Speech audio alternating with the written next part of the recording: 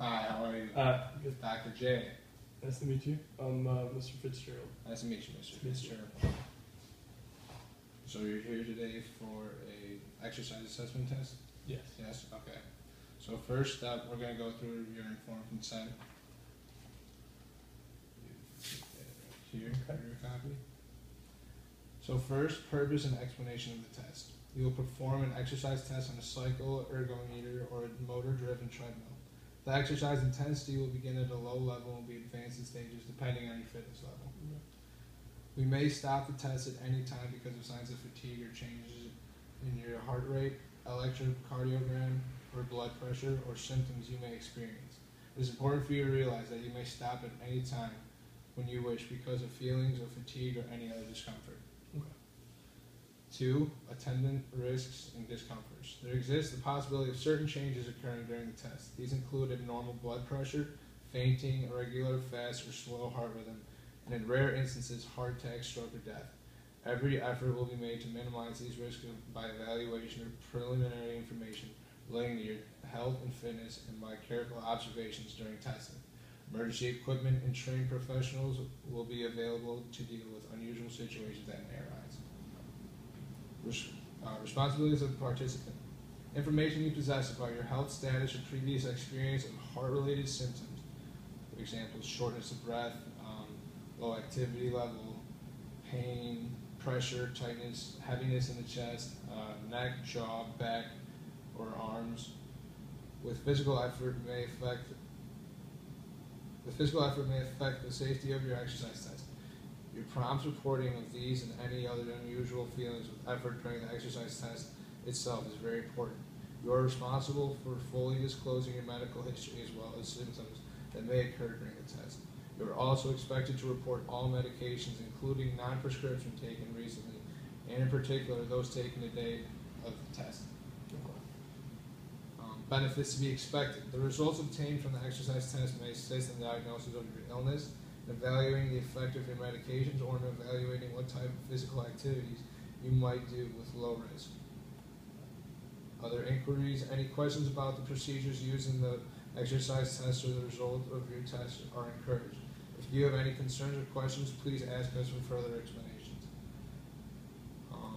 How we'll be using your medical record. The information that's obtained during exercise testing will be treated as privileged and confidential as described in the Health Insurance Portability and Accountability Act of 1996. It is not to be released or revealed to any individual except your referring physician without your written consent. However, the information obtained may be used for statistical analysis or scientific purposes with your right to privacy you retain. And then freedom of consent. I hereby consent to voluntarily engage in an exercise test to determine my exercise capacity, safe cardiovascular health. My permission to perform this exercise test is given voluntarily. I understand that I am free to stop the test at any point if I so desire. Do you agree with this statement? Yes. Yes? And if you can sign here. Okay.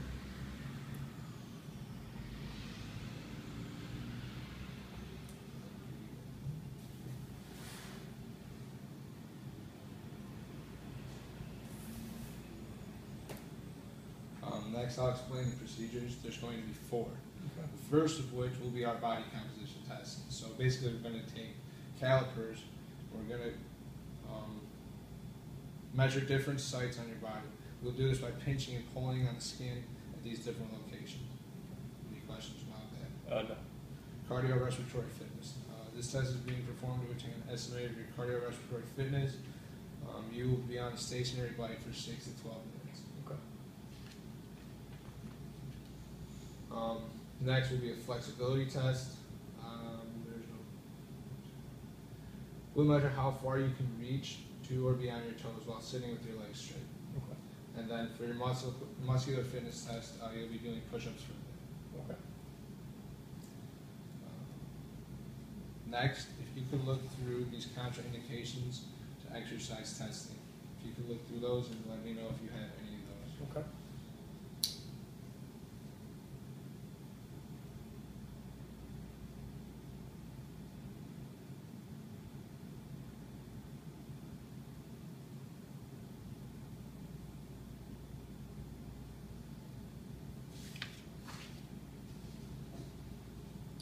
There's not any that I can see. Okay, thank you. Yep. Next, we'll be going through a health history questionnaire. Okay. Okay.